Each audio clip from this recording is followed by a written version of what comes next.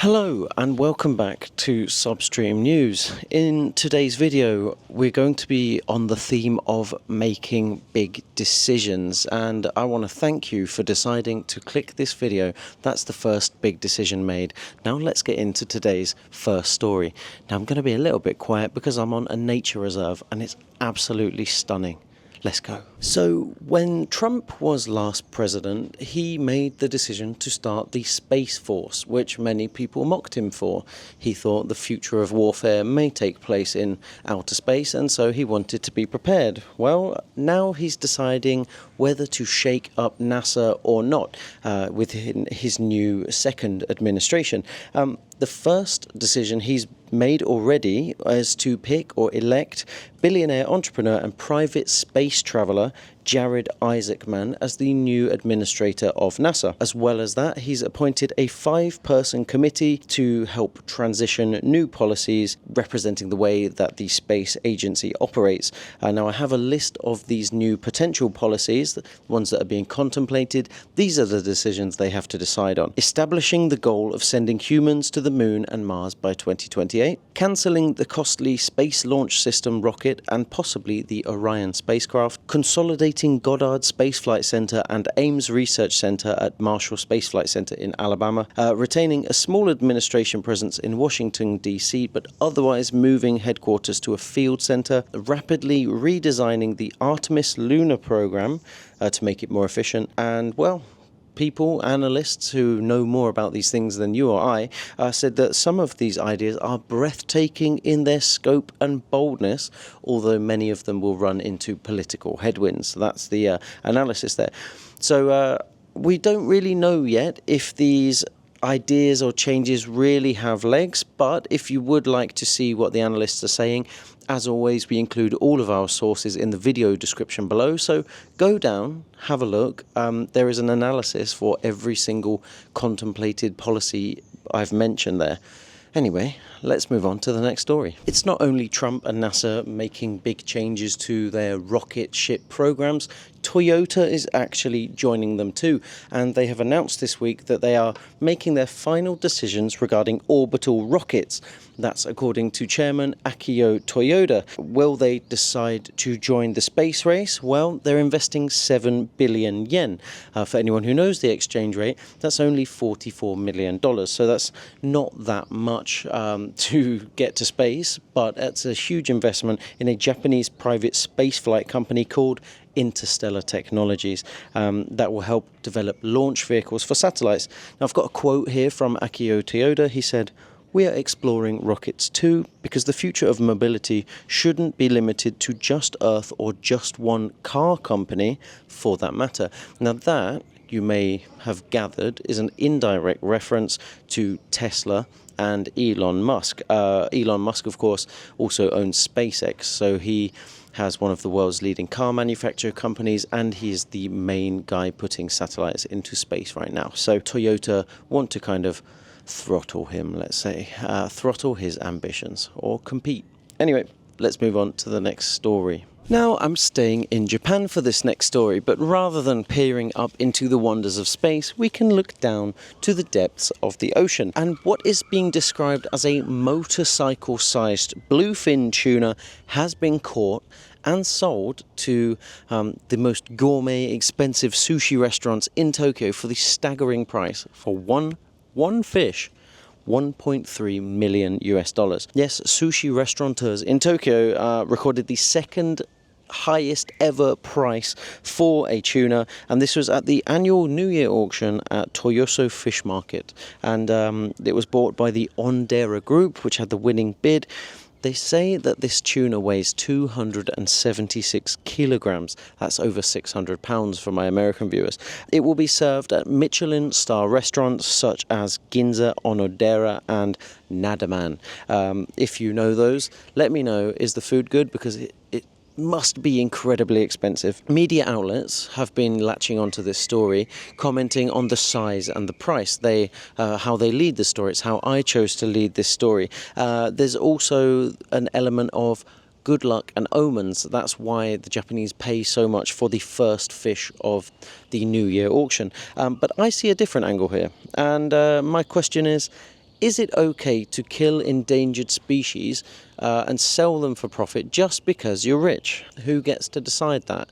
Can you put a price on endangered species? Now, bluefin tuna are described by some conservation groups as critically endangered due to rampant overfishing. Now, their numbers have recovered somewhat in recent years, but I'll tell you what, there's something about this story, it doesn't sit well with me. It doesn't feel right to celebrate this fish. We should celebrate the life of this fish, not selling it to sushi restaurants for 1.3 million. I think there's something odd. Well, let me know. Am I being a bit soft? Let me know in the comments. I'd love to know what you think about killing endangered creatures for gourmet food. Is it okay? It's a weird one. Can you defend that? Let's move on. Okay, before I tell you the next story, please like, subscribe, and tell your friends. Okay, now in this story, we've had two stories from up in space, one from the ocean, the next one is from underground. And in this decision-themed episode, it's imperative that I include a story from my native UK. So a guy called James Howes accidentally threw away his laptop hard drive with 8,000 bitcoins on it 11 years ago. And in the preceding decade and a bit, he has been appealing to be able to access the landfill, try and find and dig up his laptop. I mean, what are the odds? And access these 8,000 bitcoins. Now, at today's prices, that's worth about $800 million US, so you can see why he'd really want to get it. Now, I did a little bit of research. If he were to get in, he would be in the top 250 richest people in the UK, which is quite incredible. But you know, even when he threw the laptop away by accident, it was worth $8 million at the time. So he's known for a long time that he made the greatest mistake of his life. And he has said in interviews that he has to live with that error every day, and he really suffers it, like mental health problems as a result. Now, the decision actually has been made this week, past week. The judge said, sorry, mate.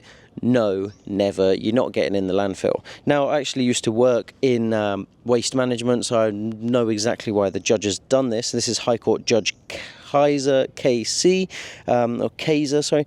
This is Howes versus Newport City Council. Now, the judge ruled that he had no realistic chance of success at trial, and Howes was seeking an order that the defendant either deliver the hard drive or allow his team of experts to excavate the landfill in order to find it.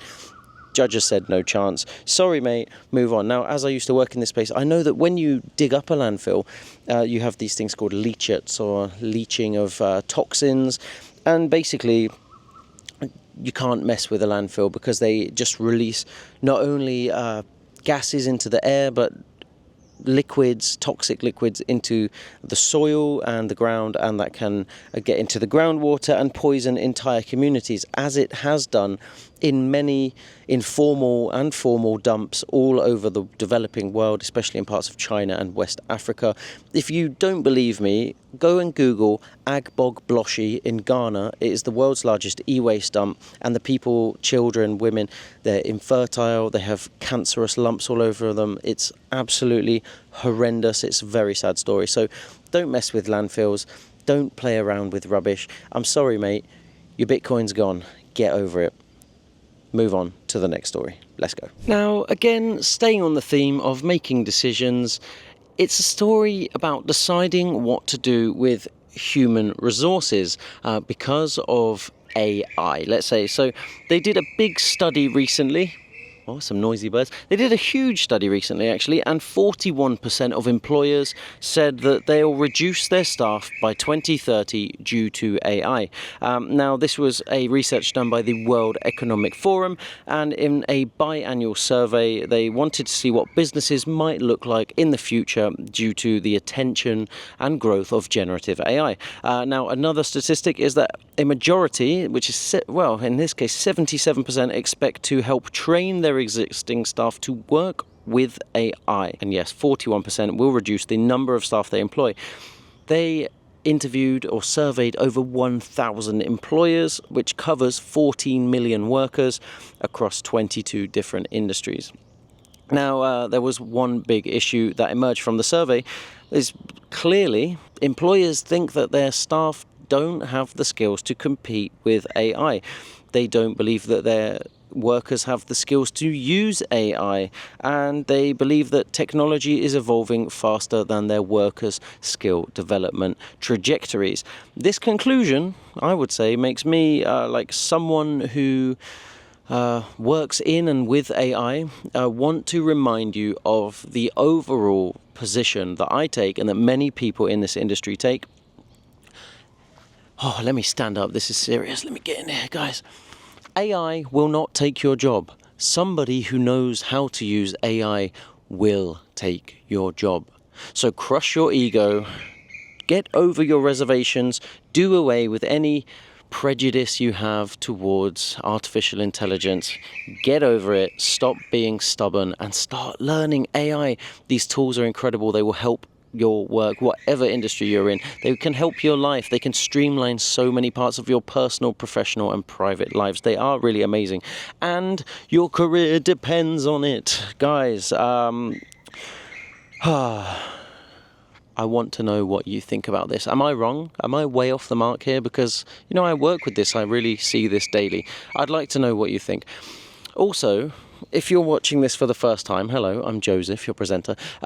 If you like these kind of themes, like AI, rockets, deep sea, you know, stuff like that, give us a follow, because we covered this kind of stuff. Futurism, dystopia, tech, news, employment, workforce, gadgets, all that sort of stuff. Give us a like, give us your follow, subscribe to SNN. And now we're going to move on to our lighter note. Let's go. And finally, on to our last story, our lighter note. I read this incredible article recently that had documented the morning routines of different tech billionaires. And there were a lot there, but I just pulled out a few that you probably know of or have heard of, and I wanted to share their insights. So first, Jeff Bezos, Amazon, one of the richest guys in the world. He says, no alarm, no phones, and have breakfast with the kids. Read the newspaper, go to the gym, schedule all important meetings around 10 a.m. when he's most alert. Sam Altman, that's OpenAI's guy, he says, have a big espresso, no food, and switch tasks when your attention is fading. And he has one extra thing, which is to use a full spectrum LED light to make yourself more alert. I don't know what that is, but you can Google it. Okay, finally, Evan Spiegel, he's the Snapchat guy. He says he wakes up at 5 a.m., chills out on his own, reads his emails, has a double shot of espresso. He meditates, stretches, does some cardio, has a shower. He wears a turmeric and peppermint face mask, reads the news, and has breakfast, all in time for a 7 a.m. work start. He squeezes all of that into 2 hours. Sorry, guy, that's not it. I have read Robin Sharma's 5 a.m. Club, and I would say it was one of the worst books I've ever read in my life. So if you want to buy into this idea that getting up at 5 a.m. and starting work then is going to turn you into a tech superstar, go for it. But I think personally it's nonsense. I used to work at 5 a.m. starts, and all you get is tired. You just get really tired. I'm going to tell you my morning routine so that you can see into the life of your SNN presenter. I wake up about 7:30, I have a cold shower, drink a Cafe Lungo, which is my favorite, and I play my favorite mobile game. I check Instagram, LinkedIn, and my emails. I have another coffee, I have an espresso. Then I take on my most important task of the day first. If I have a substream video to record, I tend to go out about 11 a.m. and head to a nice park like this one, or a rooftop, or just somewhere where there's not many people, nice and quiet, to record a video. And that's it for this week, guys. Thank you for watching Substream News. I'm Joseph, your presenter. If you're not yet subscribed, why not? What do I need to do to win you over? Thank you for watching. I'll see you in the next video. Bye-bye for now.